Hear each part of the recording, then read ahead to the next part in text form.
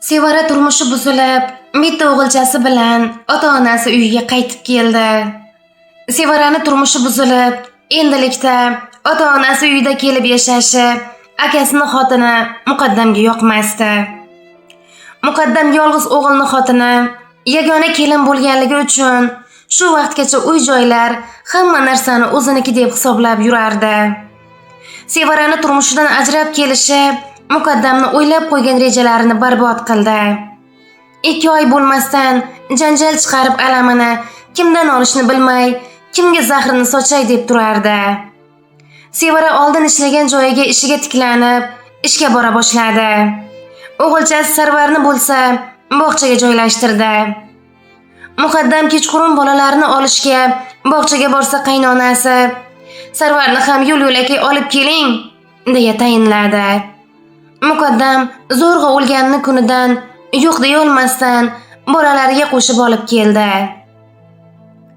Sarvarni o'yinchoqlari ko'p bo'lsa ham bolaligiga borib, tog'asining bolalarini o'yinchoqlarini o'ynab turib, talashib sindirib qo'ydi.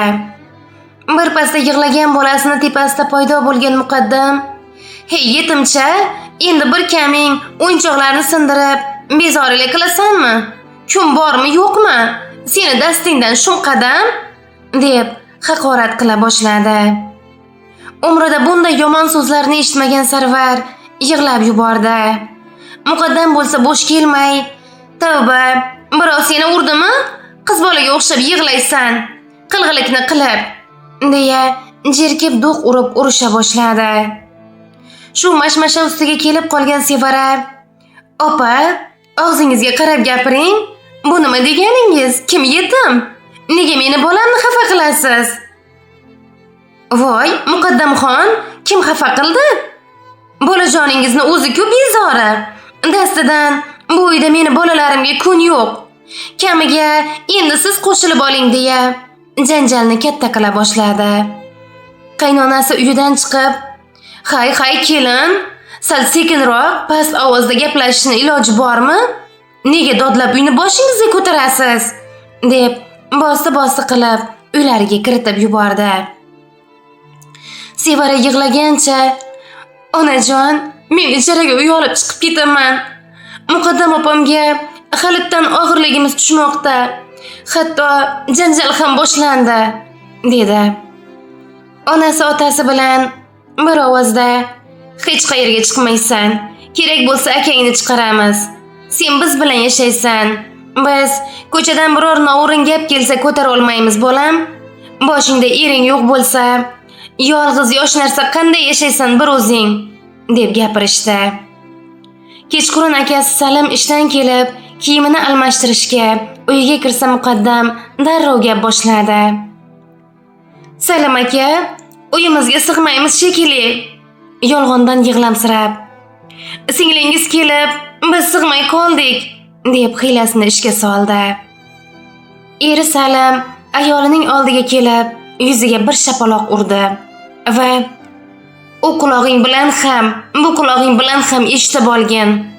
Agar men bilan yashayman, 3 ta bolam tirik yetim bo'lmasin desang, ota-onamni, singlimni, hatto bolasini ham hurmat izzat qilsang yashaysan. Bo'lmasa, ana katta ko'cha. Senga o'xshagan xotin topiladi. Kerak bo'lsa 10 talab bola ham tug'ib beradi. Lekin singlim jigarim topilmaydi. Bilib qo'y, bir og'iz gapirib, singlimni ko'nglini og'ritganingni eshitmay" deb chiqib ketdi. Muqaddam bunday bo'lishini kutmaganligi uchun oldiniga qotib qoldi. So'ng yig'lab bolalarini kiyimlarini kiydirib, arazlab uylariga ketdi. Bemahalda 3 bola bilan kirib kelgan qizlarini ota-onasi xavotirlanib qarshi olishdi. Sababini eshitganlaridan so'ng qizlarini urishdi. "O'zi bitta qaynsingling bo'lsa, shu bilan ham murosa qila olmay arazlab keldingmi qizim? 3 ta bolang bilan qayerga sig'asan-a sen qiz? Esing joyidami? Qaynota qaynonang, ering nima desa shu, uyingga bor" deb urusha boshlashdi.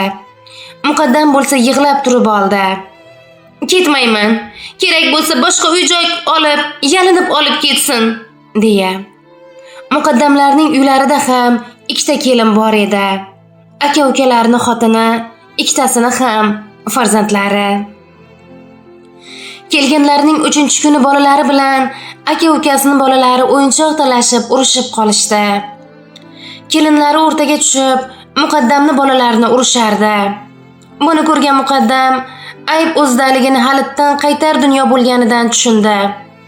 Kelganiga bir hafta bo'lsa ham erining daragi yo'q. Orqasidan hech kim yalinib kelmadi ham. Hamma arazni yig'ishtirib, bolalarini kiyintirib yo'lga tusha boshladi. Ota-onasiga "Meni kechiringlar, men adashibman, uyimizga ketaman" deya ketib qoldi. Ota-onasi ham insof bergan bo'lsin deb ortidan duo qilib qoldi.